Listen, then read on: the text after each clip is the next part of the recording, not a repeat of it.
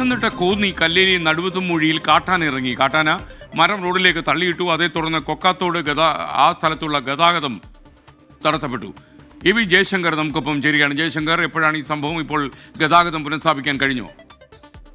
ഈ നടുവത്തുമൊഴിയിൽ കഴിഞ്ഞ ദിവസം രാത്രിയോടുകൂടിയാണ് കാട്ടാനക്കൂട്ടം മരം ഉൾപ്പെടെ തള്ളിയിടുന്ന സാഹചര്യം ഉണ്ടായത്. ഇതോടുകൂടി ഈ കോന്നി കൊക്കാത്തോട് റോഡിലൂടെയുള്ള ഗതാഗതം നിലവിൽ തടസ്സപ്പെട്ടിട്ടുണ്ട്. മരം വീണ വൈദ്യുത പോസ്റ്റുകളും മറ്റും തകർന്നു വരണം. വൈദ്യുത ബന്ധത്തിനും ചെറിയ സാങ്കേതിക പ്രശ്നങ്ങളുണ്ട്. എന്തായാലും നിലവിൽ ഫയർഫോഴ്സ് എത്തി മരം മുറിച്ചു മാറ്റുകയാണ്. KSRTC ബസ് ഉൾപ്പെടെയുള്ള വാഹനങ്ങൾ നിലവിൽ ഈ റോഡിൽ കുടുങ്ങിക്കിടക്കുന്ന ഒരു സാഹചര്യമാണ്. അല്പസമയത്തിനകം തന്നെ ഈ മരം മുറിച്ച് ഗതാഗതം പൂർവ്വസ്ഥിതിയിലാക്കുമെന്നാണ് ഫയർഫോഴ്സ് എന്തായാലും പറയുന്നത്. ഈ പ്രദേശത്ത് SKN കഴിഞ്ഞ കുറച്ചധികം നാളുകളായി വലിയ തോതിൽ രൂക്ഷമായ കാട്ടാന ശല്യമുള്ള പ്രദേശമാണ്. രാത്രിയും പകലൊന്നുമില്ലാതെ കാട്ടാനകൾ ഇറങ്ങി നടക്കുകയും ആളുകളും മറ്റും കാട്ടാനയെ കണ്ട് പേടിച്ചോടി പരിക്ക് പറ്റുക ഉൾപ്പെടെയുള്ള സാഹചര്യമുണ്ട്. എന്തായാലും ഈ വനം വകുപ്പ് കൃത്യമായ ഇടപെടൽ നടത്തുന്നില്ലെന്ന പതിവ് ആക്ഷേപം തന്നെയാണ് ജനങ്ങൾ ഉന്നയിക്കുന്നത്.